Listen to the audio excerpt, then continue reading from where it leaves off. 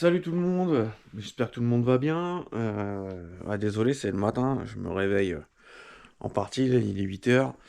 Bah voilà, on va avoir un petit projet de réparation qui peuvent en intéresser plus d'un, parce que c'est un moteur qui est assez répandu. On le trouve chez PSA, on le trouve chez Mini, vous le connaissez forcément, hein. Le fameux, pas le THP, mais le fameux 1,6 litre atmosphérique classique qui est monté dans les C3, les 207, la Mini et qui est sous d'autres capots. Le petit 1,6 litre, voilà, hein, petit 1,6 litre classique avec la distrib par chaîne. Celui-là, il a typiquement un joint de culasse. Il y a des gens qui sont passés avant moi, mais là on a une culasse à faire. Alors je me suis dit que ça pouvait être intéressant parce que ce moteur-là, comme il est un peu partout, je me suis dit que ça pouvait être intéressant de montrer certains points, si tu veux, de la technicité de ce moteur-là. Je n'ai pas le droit du tournage, donc veuillez déjà m'excuser pour certains points, mais bon. Puis là, en plus, c'est le réveil, donc forcément, je suis très frais, comme un gardon. Mais bon, allez, c'est parti.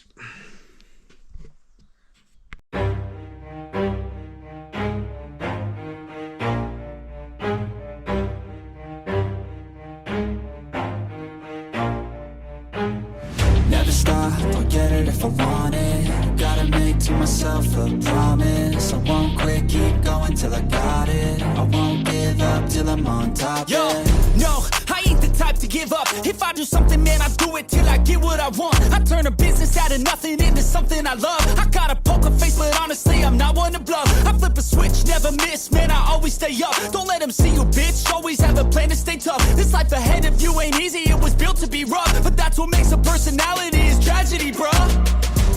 So keep your head on your shoulders. Now we ain't out here moving rocks, we out here moving boulders. Now we ain't getting posterized, we out here making posters. And we ain't got nothing to hide, we move forward like soldiers. You better wake up for the pay stub or you'll pay up. Don't make love to the game, bruh, fuck the game up. Change up, rearrange stuff to your greatness. Famous for the way up, play the game, bruh. Never stop, I'll get it if I want it. Gotta make to myself a promise. I won't quit, keep going till I got it. I won't give up till I'm on top, yeah. You know I'm always honest, there ain't no way I'm ever stopping. I won't quit, keep going till I got it. I won't give up till I'm on top, I'm always flirting with pain, she like to hurt me and maim. I'm always working to change, but she's still lurking the same. I keep on building a dynasty while the haters be trying me. But they hate from inside, you see, hate themselves in society. So I let them speak quietly while my actions speak wider. See, they be hiding in privacy with the screen. Oh, the irony to hate someone who's trying to be whatever they would like to be. We all feel the anxiety, we make our own rivalries. Yo, so where is all the positivity? I feel like we all just hate on everything, it's killing me. Thoughts build quick, causing different possibilities. Negative thoughts will cause different disabilities. So do better, work hard under pressure. If you got no time, work smarter than ever. Don't ever let them tell you that you can't ever say never. And turn your mind into the truest of go-getters. Never stop, I'll get it if I want it. Gotta make to myself a promise. I won't quit, keep going till I got it. I won't give up till I'm on top, yeah. You know I'm always honest, there ain't no way I'm ever stopping. I won't quit, keep going till I got it. I won't give up till I'm on top, yeah.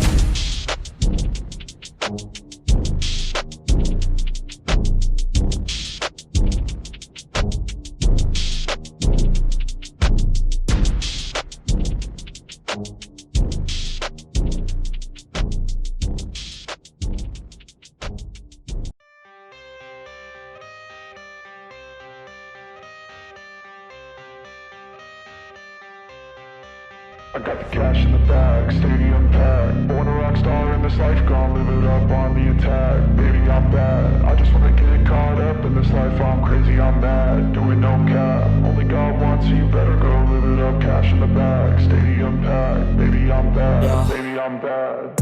I just wanna stay bad, stay mad. Chip on my shoulder cause they treat me like an outcast. I ain't gonna take that, stay back. I'll be swinging hard till the hits come in all caps. I ain't gonna lay back, pray that someone's gonna help me. Ain't nobody like that. I ain't gonna wait, that's all fact. Give me one shot and I'll never get the throne back. I'm sick of being cautious, I'ma go cause something, can't stop this. I'ma steal everybody's lane, call it shoplift. Sick of hearing everyone complain when they thoughtless.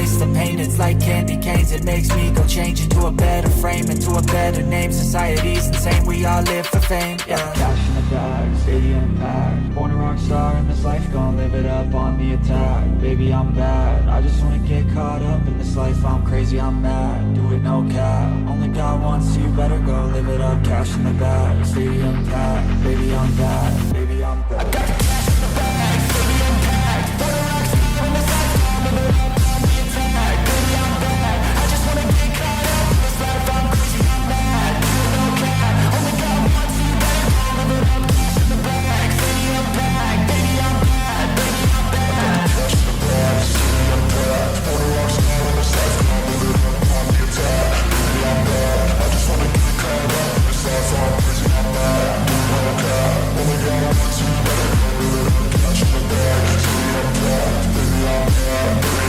I won't obey. You cannot tell me what I cannot say. I'm here to last, so yeah, I'm here to stay. I'll live each second like my final day. You can't take that away. Cash in the bag, stadium packed. Born a rock star in this life, gonna live it up on the attack. Baby, I'm bad, I just wanna get caught up in this life. I'm crazy, I'm mad, do it no cap. Only got one, so you better go live it up. Cash in the bag, stadium packed. Baby, I'm bad, baby, I'm bad. I got the cash in the bag, stadium packed. Born a rock star in this life, gonna live it up on the attack. Baby, I'm bad, I just wanna get caught up in this life. I'm crazy, I'm mad, do it no cap. Only got one, so you better go live it up. Cash in the bag, stadium packed. Baby, I'm bad, baby, I'm bad. Cash in the bag, stadium packed.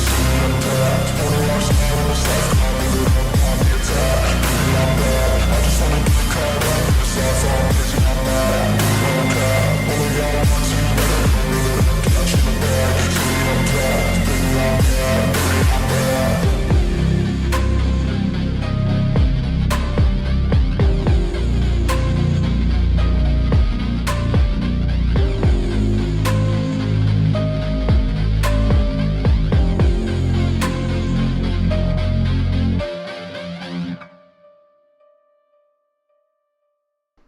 Bon bah là pas de doute, hein, il y a un joint de culasse, hein, donc regarde, on inspecte ça. La pompe à eau. Donc la pompe à eau, elle est... Ça c'est de l'huile, hein. Donc quand tu commences à avoir de l'huile dans la pompe à eau, puis de l'huile épaisse, hein, j'ai envie de te dire que limite c'est le bocal de refroidissement qui a été rempli d'huile et pas l'inverse. Donc là pour le coup il n'y a pas de doute, hein. Il y a un bon joint de culasse de compète là-dedans, tu vois. C'est vraiment bien dégueulasse d'huile. Puis c'est vraiment un mélange, hein. On a vraiment un mélange. D'ailleurs on a un morceau de joint là. Tu vois, même le joint il a pas dû aimer, le joint du tuyau qui est derrière la pompe à eau là. Même le joint là il a pas dû aimer. On a vraiment un bon joint de culasse, quoi. On a vraiment quelque chose qui est là, qui chargé à la chevrotine, hein. Il doit être ouvert en 12 le bordel. Donc là je vais parler aussi au mec qui n'y connaît rien. Et de l'huile dans l'eau, ça fait quoi? C'est la question que il y en a pas mal qui se posent. Si je te donne le terme de mayonnaise, ça te rappelle rien de particulier? Le terme de mayonnaise, du liquide refroidissement qui se mélange avec de l'huile, ça crée une pâte un peu jaunâtre, vert cacadois, ça qui se dépose souvent dans le haut du couvre-culasse. Tu ouvres le bouchon, on dit toujours t'as de la mayonnaise. Ça, si ça se forme dans le bocal de refroidissement, arrête le moteur tout de suite. Bon, sur ce genre de moteur, ça peut vite chiffrer, hein. Tu comptes les vis, tu comptes le kit distrib, t'en profites, hein. Dans ce genre de bagnole, tu y fais une grosse révision, donc tu y mets la courroie d'accessoires, la pompe à eau, tu vidanges tous les fluides, donc tu fais les filtres. T'as vite fait d'être sur un devis à 2000 balles. C'est pas un petit budget quand même, donc voilà. Alors il y en a plein qui disent ouais, mets un moteur, change le moteur et tout directement, tu remets un bloc. Pourquoi tu vas acheter un bloc alors que le tien tu le connais, tu sais que s'il est refait, tu vas pouvoir repartir de zéro. Moi personnellement, changer un moteur, j'aime pas ça. Alors j'aime pas ça dans le sens où pas parce que c'est chiant à faire ou quoi, hein, c'est pas le souci. J'aime pas ça dans le sens où en fait le moteur d'origine n'est plus le moteur de la voiture. Ça me gêne. Moi personnellement, ça me gêne. Un swap, c'est différent. Un swap, ta voiture, tu l'achètes, Enfin, t'as une voiture que tu veux préparer, tu veux y mettre un gros moteur d'entrée de jeu pour faire un projet. C'est différent. Moi, je l'ai déjà fait, c'est encore différent. Une voiture d'origine, une voiture que tu laisses d'origine pour ton usage quotidien, ça me gêne. Ça me gêne parce que déjà à la vente, si jamais tu la vends, ça va en repousser quelques-uns. Moi le premier, ça va en repousser quelques-uns, même si c'est sur facture et tout. Moi personnellement, j'aime pas ça. De toute façon, moi je ne suis pas de ceux qui remplacent, je préfère réparer. Tout le monde remplace aujourd'hui. Tu vas dans une concession, tu vas dans un garage, ouvrir un moteur, il n'y a plus personne qui le fait, tout le monde tape des remplacements de moteur, tac, c'est plus rapide, c'est plus rapide. Bah, c'est plus rapide, déjà, oui et non, parce que sortir un moteur, ça prend du temps. T'as des bagnoles, faut virer la face avant. T'as des bagnoles, quand t'es obligé de sortir la boîte et tout le bordel, bah, quand tu rachètes un moteur, faut regreffer une boîte de vitesse, faut regreffer parfois même un embrayage neuf, etc. T'en as vite fait, des fois, pour en avoir pour plus cher de remplacer le moteur, et de pas forcément gagner beaucoup de temps, hein. Le temps que tu perds principalement à faire un joint de culasse, c'est le temps que la culasse, elle est partie en rectification. Mais sinon, en soi... la rectif, même s'il la garde 24 heures ou 48 heures, je veux dire, tu perds pas de temps de ouf à faire un joint de culasse, contrairement à un moteur, quoi. T'as un moteur, t'en veux, il y en a un là. Ouais. Mais là-dessus, enfin, moi, je suis d'avis de ceux qui réparent. Mettez-le en commentaire, est-ce que vous êtes de la team qui répare ou vous êtes de la team qui remplace? J'ai rien contre la team remplace. Moi, je préfère réparer. Après, chacun fait comme il veut. Moi, je préfère réparer. Voilà, avec un petit hashtag, je le verrai, ça va se mettre en bleu, comme ça je vais le voir tout de suite. Et vous me direz de quelle équipe vous êtes.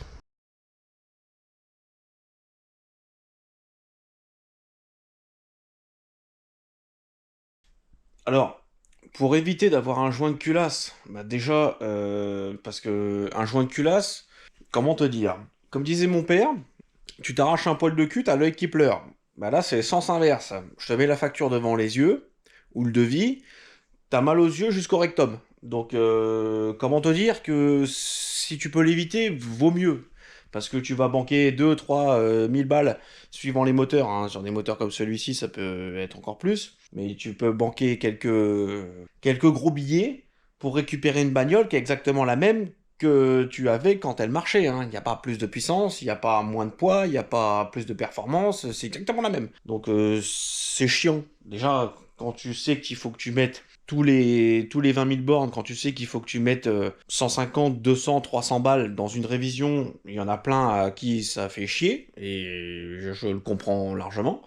Donc quand t'as ça à faire, si tu peux l'éviter, vaut mieux.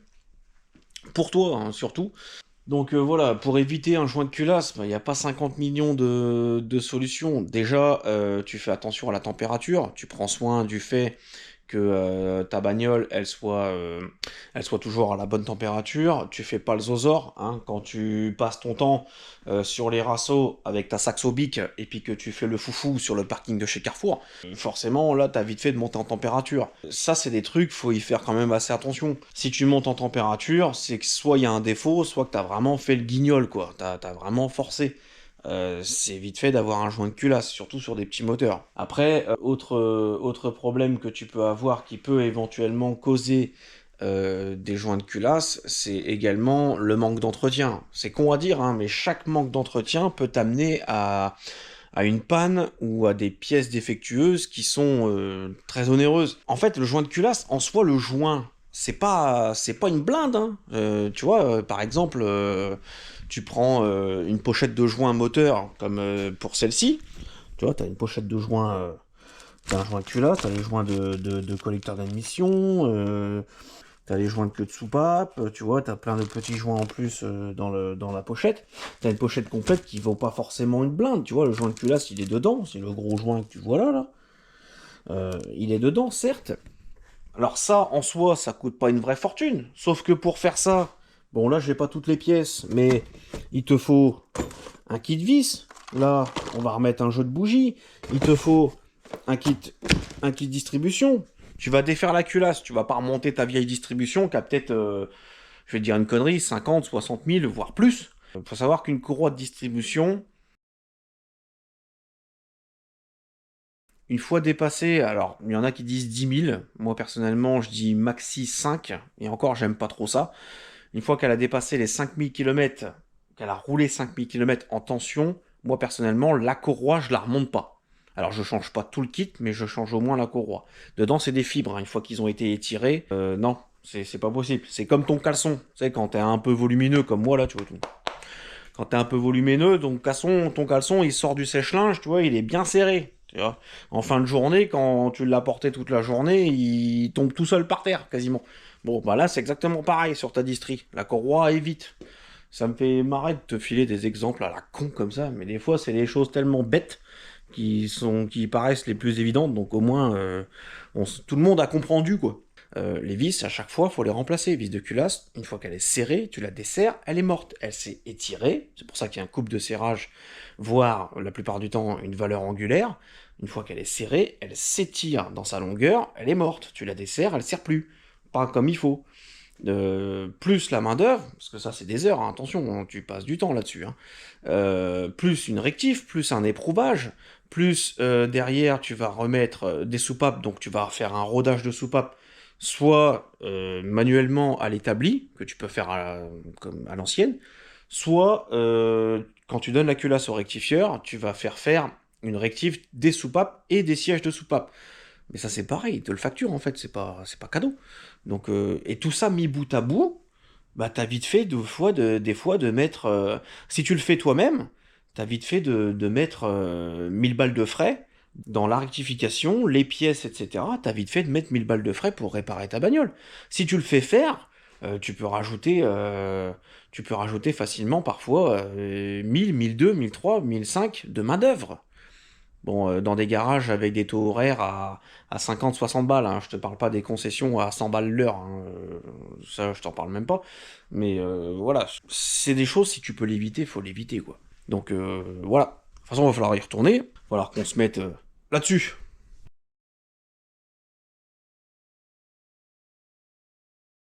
Bon, ça y est, c'est jamais de tout repos de déposer une culasse. Alors, donc là je l'ai installé sur la table avec le porte-culasse, des petits porte-culasses à la con que j'avais acheté il y a bien longtemps. Et donc, on en arrive à la dépose de celle-ci. Pour l'instant, j'ai pas vu de faille. Tu vois, j'ai pris le joint de culasse à côté pour vous montrer. Mais pour l'instant, j'ai pas vu de quelconque fissure ou faille au niveau du joint de culasse. Donc, j'ai rien vu pour l'instant de bien particulier. Après, je le trouve vachement fin, moi, par contre. Je sais pas pourquoi ils ont mis un joint qui est très très très fin. Donc voilà, moi j'ai pas vu de faille quelconque. Au niveau de la culasse, bah pareil. C'est un peu compliqué de vous montrer, mais voilà, au niveau de la culasse, on est en dessous, c'est plutôt propre. Il y a vraiment que les bougies qui ont pris tarif. Il n'y a pas de carter distri. S'il y avait un carter en façade, tu accèdes directement à la distri, mais là non. Là c'est vraiment dans le bloc et dans la culasse. La distri elle rentre comme ça, par en haut.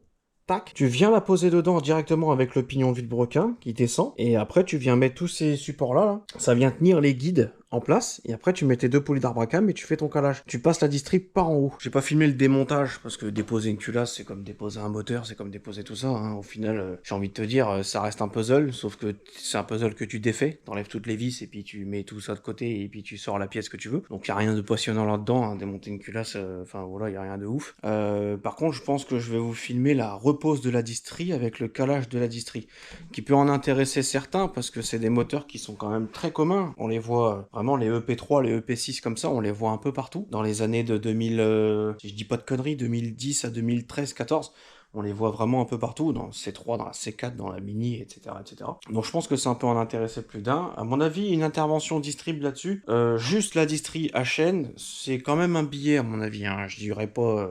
je vous donnerai pas d'estimation là-dessus, mais c'est quand même assez... je pense que ça doit être quand même assez coûteux. C'est toujours le putain de tendeur de chaîne, comme sur les THP, hein, ceux qui connaissent les THP, les moteurs qu'il faut fuir, là, chez Peugeot, là, les moteurs 1,6 litre turbo, là. Des tendeurs hydrauliques comme ça. Et ils ont tendance, en fait, à être moins raides, tu vois. Là, j'appuie... bon, je force quand même, mais ils ont tendance à être moins raides, tandis que si tu prends un tendeur neuf, tac... L'autre, à la force de la main, j'arrive à l'appuyer, lui, j'y arrive pas du tout. Alors qu'il n'y a pas d'huile dedans, hein, il a jamais été monté, il est tout neuf. Hein. Tu vois ? Et c'est souvent ce pépère-là qui en vient à faiblir et qui vous provoque des chaînes qui se détendent et puis des bruits de chaîne, etc. sur ces moteurs-là. Alors, des fois, t'as juste le tendeur à changer et des fois, malheureusement, c'est la dépose complète, il est trop tard. Donc après sur le bloc, bah, rien de particulier, à part l'ingénierie du moteur que j'aime pas trop au niveau de la distrib. Comme je vous ai dit, il n'y a pas de carter, c'est vraiment à même dans le bloc, tu viens passer la distrib comme ça. Et puis tu as une cale qui vient tenir le pignon de pompe à huile, qui va entraîner la pompe à huile, et le pignon de distri, le tout monté sur le vilebrequin, donc c'est un peu mal foutu. Le bloc en soi, rien de bien particulier, hein, tout va bien, c'est un peu dégueulasse hein, forcément. On voit que ça a quand même brûlé pas mal d'huile, hein, c'est quand même assez gras tout ça. On voit qu'il y a pas mal d'huile qui sont passées ici dans le conduit de refroidissement. Il y en a un peu tout autour des cylindres, c'est un peu dur à distinguer comme ça. Je vois pas de bloc abîmé, c'est un bloc alu, donc il y a vite fait de le voir abîmé, mais faut la mettre à poil, hein, donc faut sauter les arbres à cam, faut sauter ça c'est donc c'est la distribution variable. C'est marrant parce que c'est un peu étudié comme un genre de VTEC, tu sais, c'est pas du tout fait pareil, mais ça reprend un peu l'idée, donc c'est un peu marrant.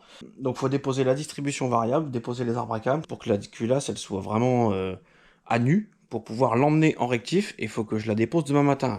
Et que je la récupère demain soir. Sinon, mes mères allaient bloquer sur le pont tout le week-end et je peux pas remonter. Et moi, lundi, il y a d'autres choses.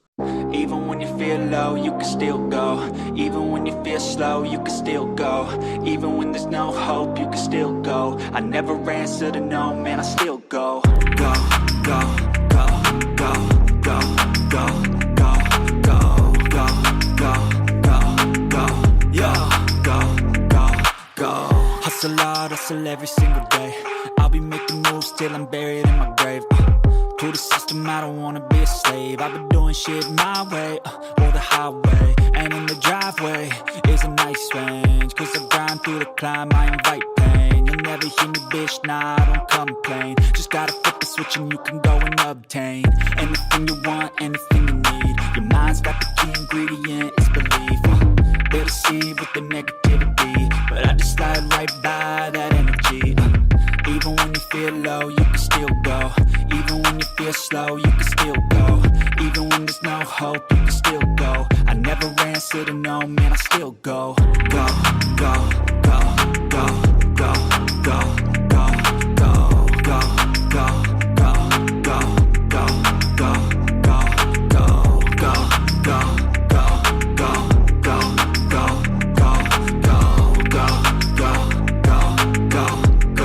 go, go, go. You got a mind, but even that could change. You could flip the gray matter like some batter in your brain.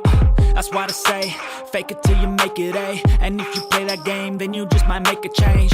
Rearrange all the bad to okay. Take the worst thoughts saying, turn them to a game. Take the best thoughts saying, put them on display. On repeat in your brain till you're feeling no more pain. Never slow yourself down, you can do some more. Push past all the pain and you'll find a door. Open it up and finally explore everything that you thought you could never do before. And even when you feel low, you can still go. Even when you feel slow, you can still go. Even when there's no hope, you can still go. I never answer to no, man, I still go. Go, go, go, go, go, go, go, go, go, go, go, go, go, go, go, go, go. Even when you feel low, you can still go. Even when you feel slow, you can still go. Even when there's no hope, you can still go. I never answer to no, man, I still go.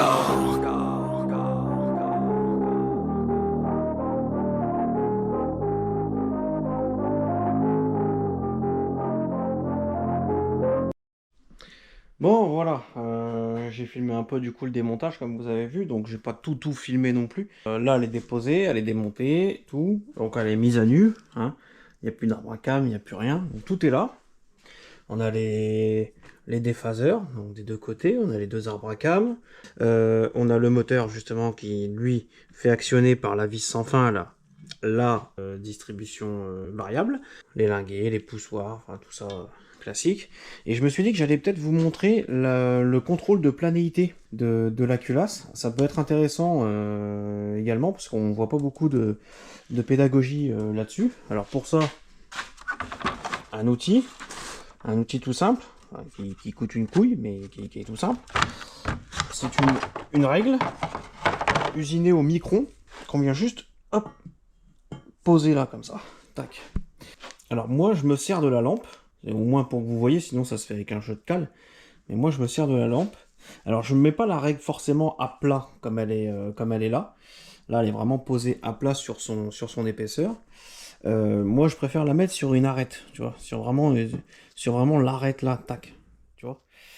Alors je préfère la mettre là, hop, et puis je fais passer de la lumière derrière, pour voir si elle passe au niveau de l'arête. Et je sais pas si tu vois là, mais là, la lumière, elle passe. Forcément, c'est un peu la merde avec une main. Mais en gros, voilà, moi je fais des tests de planéité comme ça, hop, si la lumière elle passe, c'est qu'il y a problème.